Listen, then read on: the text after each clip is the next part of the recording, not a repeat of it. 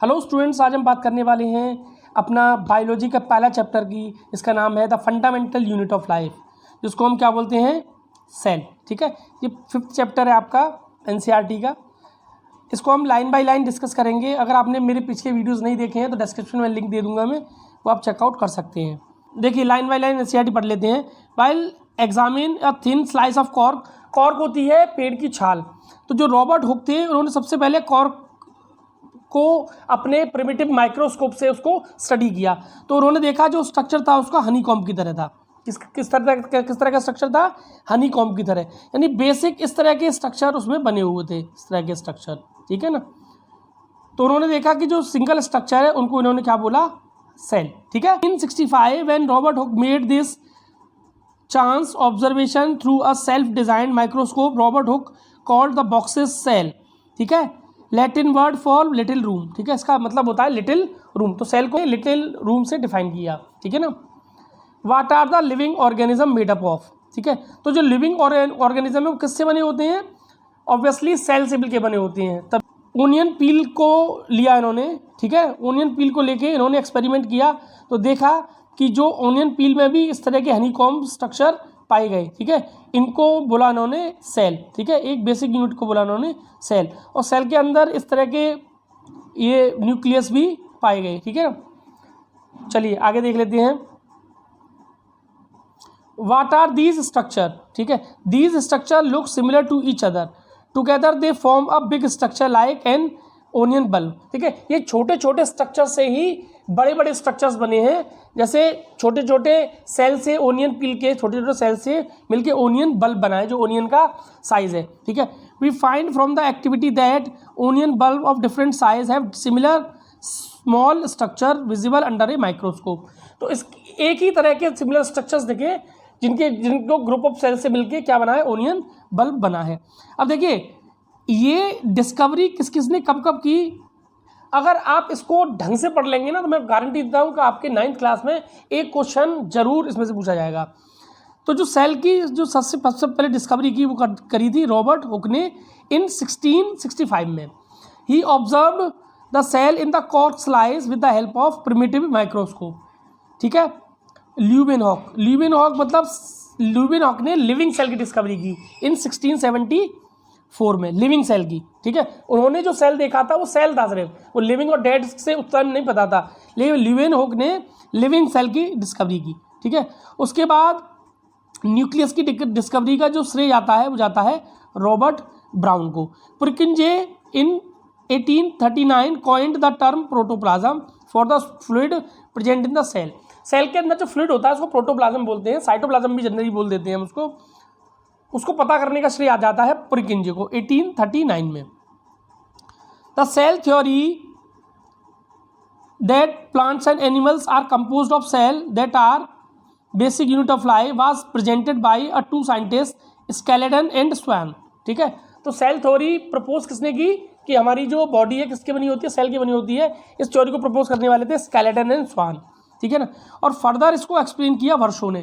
इन्होंने बताया कि जो अपना नेक्स्ट सेल जो होता है वो प्री एग्जिस्टिंग सेल से मिलके बना होता है। ठीक है, कुछ सेल्स यहाँ दिए हुए हैं, इनको देख सकते हैं आप। जैसे ये स्मूथ मसल सेल है, ये आपका ब्लड सेल्स है, ये न्यूरॉन्स है। ठीक है, नर्व सेल्स भी बोलते हैं इसको। ये हमारा फैट का सेल है, ये बोन्स का ये सेल है, और ये है हमारा स्पर्म सेल। ठीक है, next, the invention of magnifying lenses leads to discovery of microscopic world. It is known that a single cell में contain a whole organism as an amoeba. ठीक है, कभी कभी सिंगल सेल भी एक होल ऑर्गेनिज्म बन सकता है, जैसे अमीबा, पैरामीशियम। ठीक है, सम बैक्टीरियाज। ठीक है, तो इन सिंगल सेल के जो बने जो ऑर्गेनिज्म है उनको यूनिसेलुलर ऑर्गेनिज्म बोलते हैं। ठीक है, ऑन द अदर हैंड जो एक से अधिक सेल से मिलकर बने होते हैं ऐसे ऑर्गेनिज्म को हम मल्टी सेलुलर ऑर्गेनिज्म बोलते हैं। ठीक है, इनको बोलते हैं multi cellular organism. Every multi cellular organism have come from the single cell. तो जो भी मल्टी सेलुलर ऑर्गेनिज्म बना होगा वो भी सिंगल सेल से जुड़ के बना है। ऐसा नहीं है कोई मल्टी सेलुलर ऑर्गेनिज्म एक पूरा ही सेल है। ठीक है, ये भी सिंगल छोटे छोटे सेल से मिलके बना है। The shape and size of the cell are related to the specific function they perform. देखिए शेप और जो साइज होती है किसी भी सेल की वो इस पर डिपेंड करती है कि वो क्या बेसिक फंक्शन परफॉर्म करता है। Some cells like amoeba have change shape, amoeba अपनी ज़रूरत के हिसाब से अपनी शेप को चेंज कर सकता है। In some cases the cell shape could be more और लेस फिक्स्ड और peculiar for a particular type of cell. For example nerve cells have a typical shape, nerve cells जो होते हैं उनकी सेल शेप चेंज नहीं होती है, ठीक है, जबकि अमीबा अपनी शेप चेंज कर सकता है। Each living cell has a capacity to perform a certain basic function that are characteristics of all living organism, ठीक है। प्रत्येक सेल जो है वो अपना एक बेसिक स्ट्रक्चर होता है और एक बेसिक फंक्शन परफॉर्म करता है। How does a living cells perform these basic function, तो ये जो सेल्स है वो बेसिक फंक्शन जो परफॉर्म करता है, ठीक है, we know that there is a division of labour, तो उनमें एक डिवीजन ऑफ लेबर होता है। Multi cellular organism such as human beings, this means that different parts of the human body perform a different function. जैसे heart हमारा अलग जो organ है वो अलग तरह के सेल्स है उसमें, तो वो क्या करता है, ब्लड को पंप करने का काम करता है। स्टमक है, स्टमक क्या करता है, डाइजेशन का काम करता है, उसमें अलग टाइप के सेल्स हैं, ठीक है ना। तो डिवीजन ऑफ लेबर है इसमें, ठीक है। The human body has a heart to pump, ये मैं बता ही दिया, stomach to digest. Similarly division of labour is also seen in a single cell, तो देखिए सिंगल सेल्स में भी डिवीजन ऑफ लेबर होता है और इन डिवीजन ऑफ लेबर्स के लिए काम करने के लिए एक मेम्ब्रेन बाउंड स्ट्रक्चर होते हैं जिनको हम क्या बोलते हैं, ऑर्गेनेल्स। क्या बोलते हैं, ऑर्गेनेल्स। यानी जैसे हमारी बॉडी में ऑर्गन्स होते हैं ना, ऐसे ही सेल्स की बॉडी के अंदर भी कुछ स्ट्रक्चर्स होते हैं, कुछ कंपोनेंट्स होते हैं जिनको हम बोलते हैं organelles. Each kind of cell organelles perform a specific function such as making new material in the cell, cleaning up the cell. क्या क्या काम करते हैं, ये न्यू मटेरियल को मेकिंग का काम करते हैं और सेल्स को क्लीन अप करने का काम करते हैं। Waste material from the cell and so on, a cell is able to live and perform all the basic function basic required for the cell. देखिए ये उन बेसिक फंक्शन को परफॉर्म करता है जो सेल की रिक्वायरमेंट के हिसाब से होती हैं। These organelles together constitute the basic unit of called cell, ठीक है। इसी सब ऑर्गेनल्स को बना के एक बेसिक यूनिट बनती है जिसको हम बोलते हैं सेल। अब सेल के कौन कौन से पार्ट्स होते हैं जो इंपॉर्टेंस है सेल के अंदर, तो उनमें सबसे इंपॉर्टेंट पार्ट है cell membrane and plasma membrane, ठीक है। This is the outer covering of the cell, cell की जो आउटर कवरिंग होती है उसको हम बोलते हैं प्लाज्मा मेम्ब्रेन। तो आइए देख लेते हैं कि सेल्स का जो बेसिक स्ट्रक्चर है एनिमल सेल का या प्लांट सेल का वो कैसा होता है, ठीक है। देखिए ये हमारा एनिमल सेल, देखिए इसमें क्या क्या होता है, ये आउटर कवरिंग है ना, इसी को प्लाज्मा मेम्ब्रेन बोलते हैं, ठीक है। ये आउटर कवरिंग दिख रही है, ये प्लाज्मा मेम्ब्रेन, ठीक, क्लियर। और इसमें कौन कौन सी चीज़ें होती हैं, ये होता है हमारा न्यूक्लियस, ठीक है।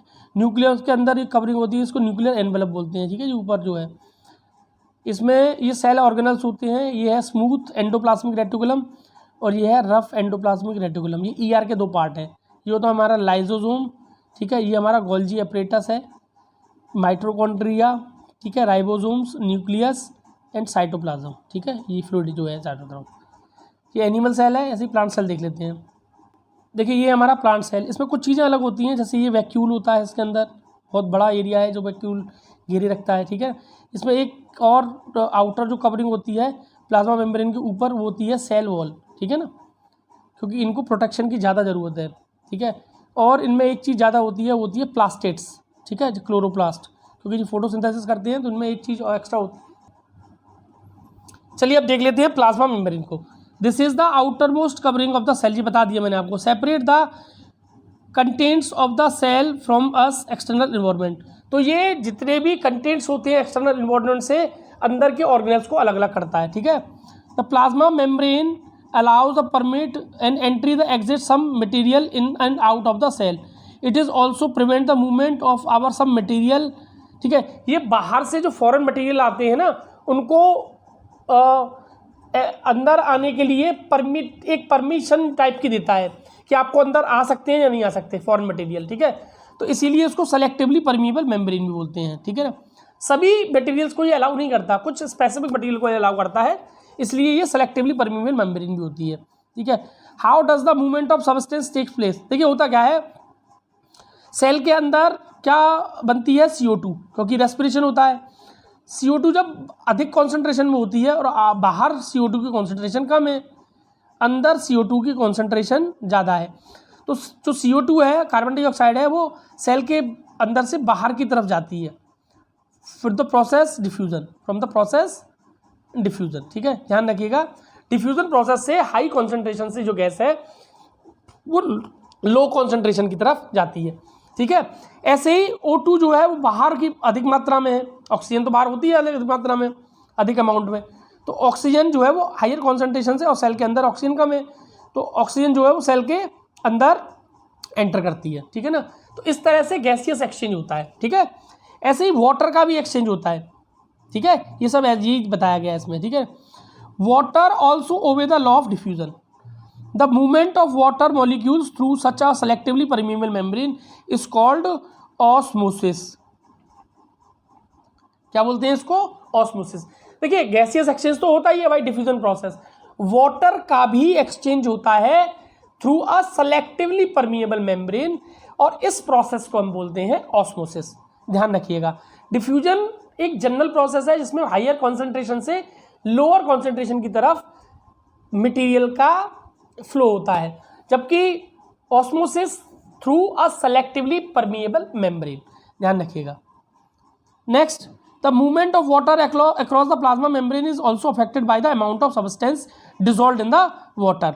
अब देखिए, अगर if the medium surrounding the cell has higher water concentration than a cell, meaning that the outside solution is very dilute।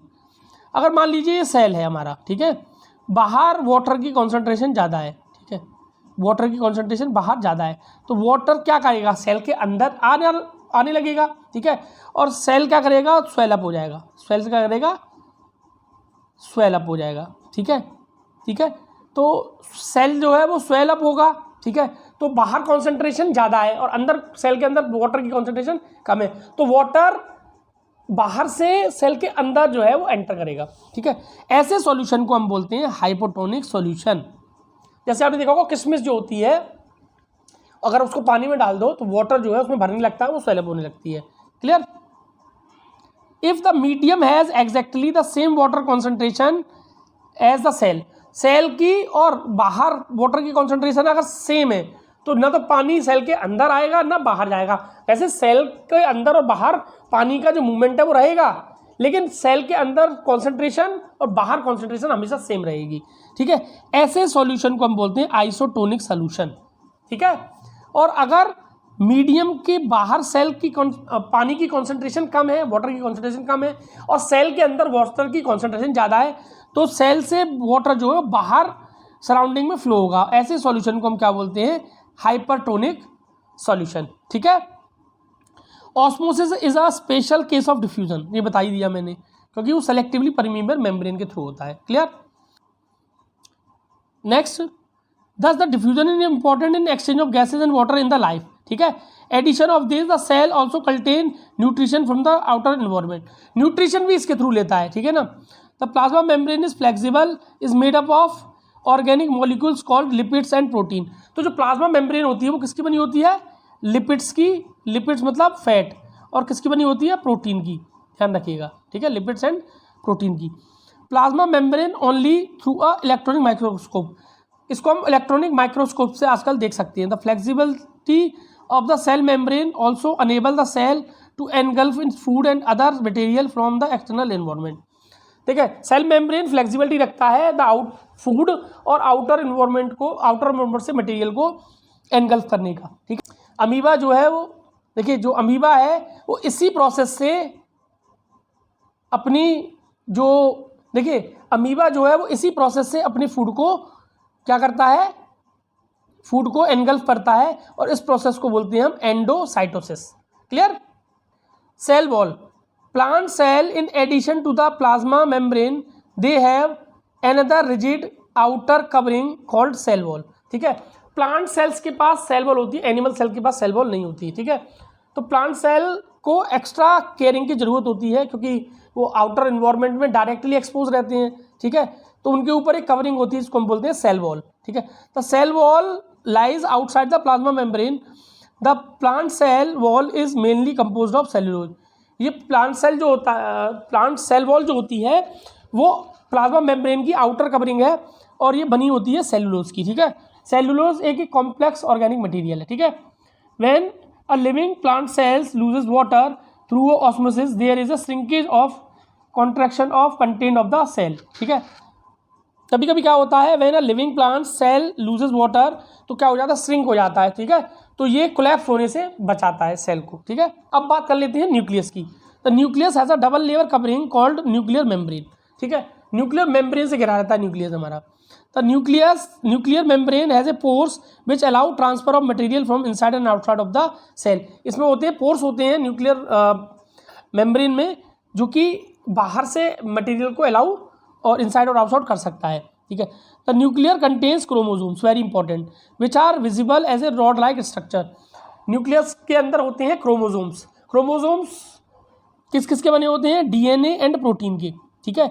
Chromosomes contain information for inheritance from their parents to next generation. और जो भी reproductive जैसे नया organism बनता है ना, तो DNA father से उसकी जो जितनी भी इंफॉर्मेशन होता है वो उसके ऑफस्प्रिंग या संतान को पास कर देता है, ठीक है। जारी सारी इंफॉर्मेशन रहती है वो डीएनए में रहती है, और डीएनए में जो सारी इंफॉर्मेशन रहती है और उसका जो फंक्शनल यूनिट है उसको बोलते हैं हम जीन्स।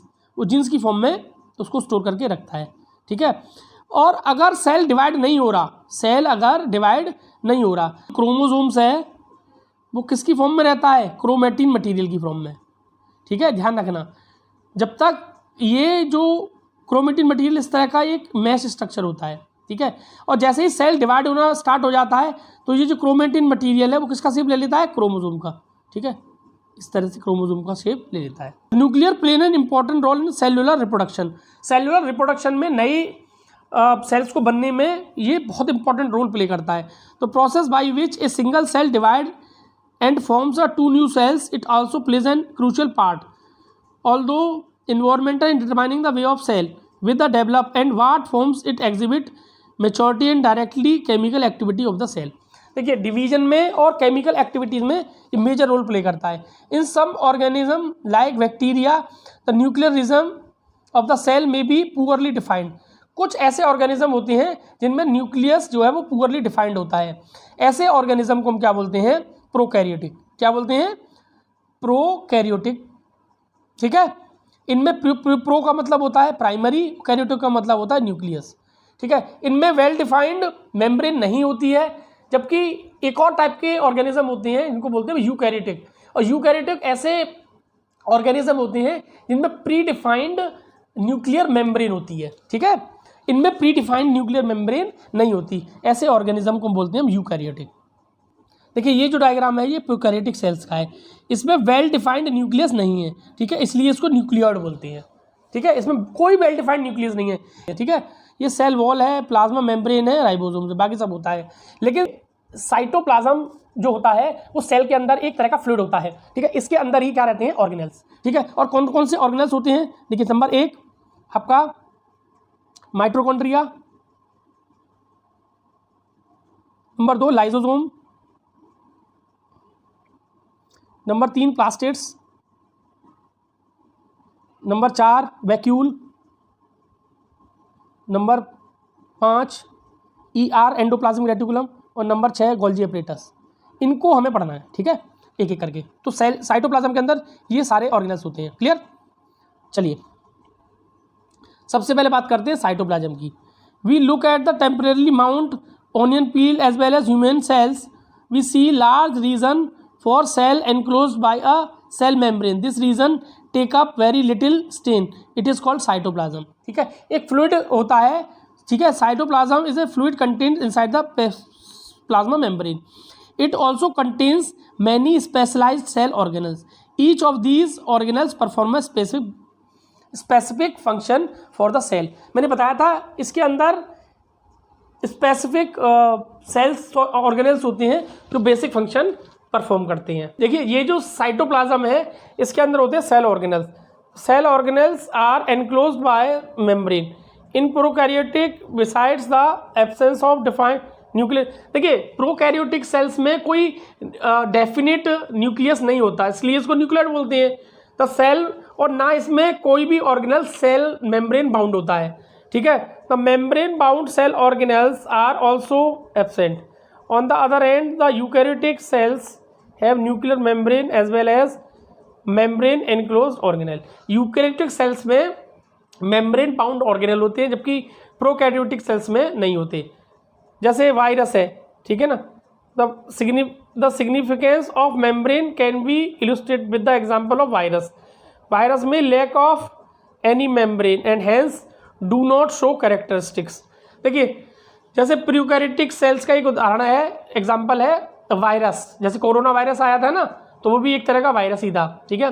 तो वायरस की कोई आउटर कवरिंग नहीं होती, ठीक है, और ये अपनी कैरेक्टरिस्टिक्स तब तक शो नहीं करता जब तक किसी लिविंग ऑर्गेनिज्म में ये एंटर ना कर जाए।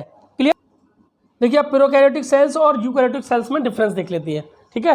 तो सबसे पहला जो डिफरेंस है दैट इज साइज जो होता है प्रोकैरियोटिक सेल्स का, वो 1 से लेकर 10 माइक्रोन मीटर तक होता है। 1 माइक्रोमीटर होता है 10⁻⁻6 मीटर, बहुत छोटा होता है।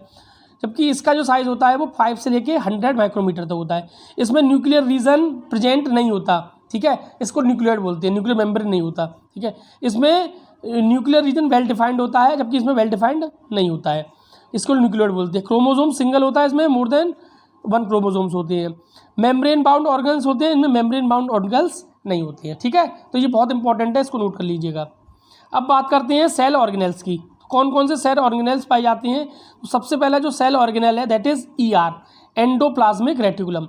बहुत इंपॉर्टेंट है। The endoplasmic reticulum ER is a large network of membrane bound tubes and sheets. It's like a long tubule round और ओब्लॉन्ग बैग, ठीक है। क्या होता है ये, किस स्ट्रक्चर का होता है? लॉन्ग ट्यूब्यूल राउंड और ओब्लॉन्ग बैग।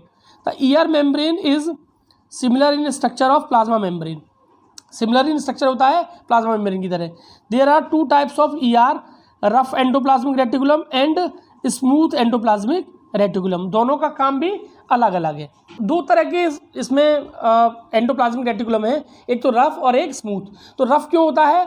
क्योंकि रफ के अंदर होते हैं ribosomes. Ribosomes hair like structure होती है, इसलिए रफ दिखाई देता है जब आप माइक्रोस्कोप से देखेंगे, ठीक है। Ribosomes which are present in the active cells are the site of protein manufacturer. तो राइबोसोम्स एक्टिव सेल्स में प्रेजेंट रहते हैं और ये क्या सिंथेसाइज करते हैं? प्रोटीन का, ठीक है। The manufacturer of protein are then send to the various place in the cell depending on their need of ER। देखिए जब भी सेल ऑर्गेनेल्स को जरूरत होती है प्रोटीन्स की, तो ये पहुंचाता है। The SER helps in the manufacture of fat molecules और लिपिड।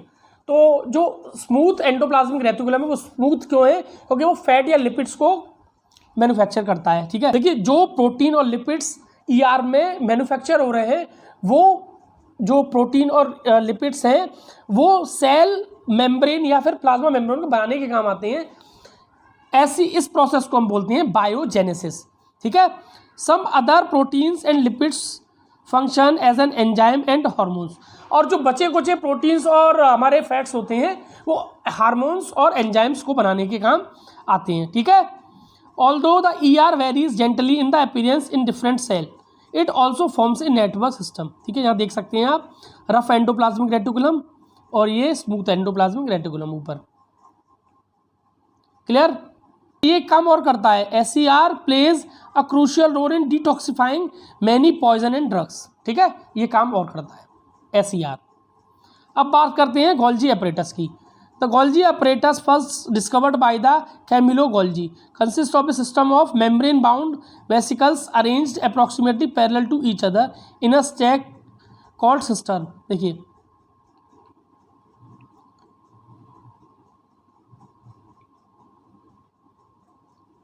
देखिए ये स्टैक है ना, देखिए स्टैक मतलब ये पैरेलल स्टैक्स, ये इस तरह के, इनको बोलते हैं सिस्टर्न, ठीक है। stacks called cistern.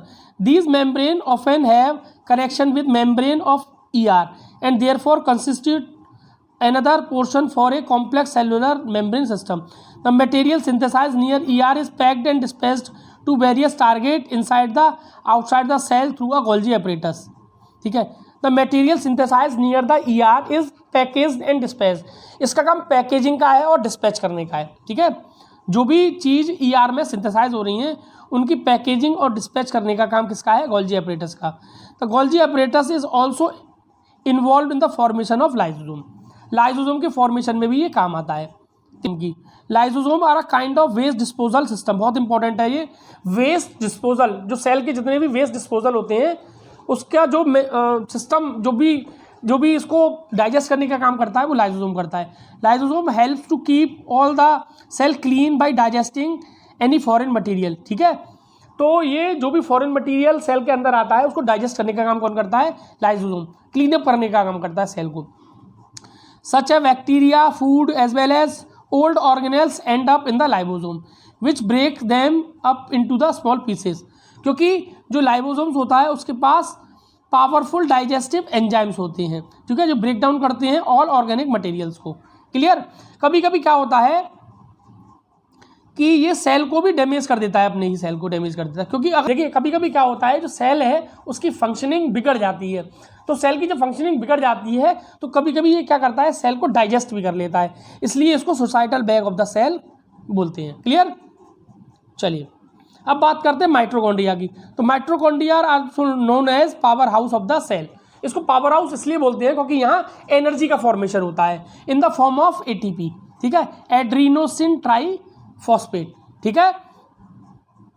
Mitochondria has 2 membrane covering instead of just 1। The outer covering is very porous, छेद होते हैं, और the inner membrane is deeply folded, ठीक है। डीपली फोल्डेड का एक फायदा है कि it provides a large surface area for ATP generation, ठीक है।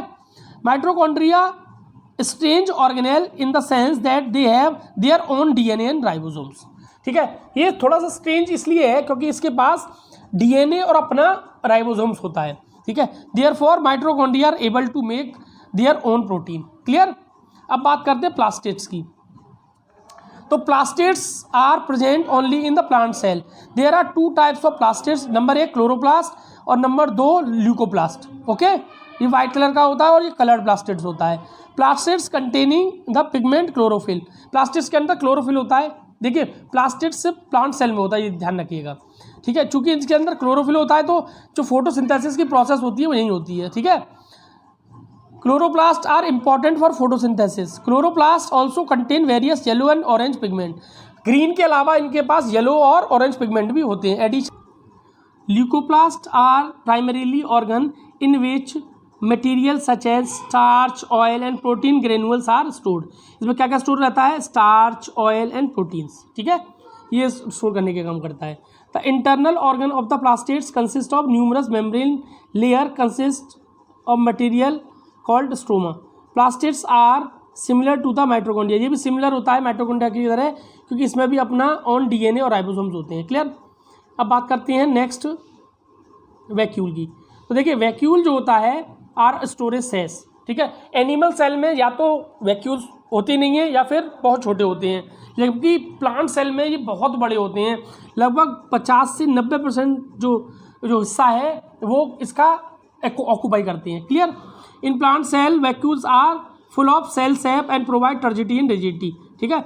Many substance are important in life plants are stored in vacuole, ठीक है। बहुत सारी चीज़ें जो प्लांट को जरूरत होती है वो स्टोर कहाँ रहती हैं? वैक्यूल में, जैसे amino acid, sugar, various organic acids and some proteins. Clear. Amoeba में भी फूड वैक्यूल होता है। अमीबा में फूड वैक्यूल इसलिए होता है क्योंकि जो अमीबा है वो यूनिसेलुलर ऑर्गेनिज्म है, तो वहाँ वो फूड को स्टोर करके रखता है और जब उसको फूड की रिक्वायरमेंट होती है तो वहाँ से वो फूड को वैक्यूल से वो ऑक्यूपाई करके उसको डाइजेस्ट करके उसका यूज़ कर सकता है। क्लियर।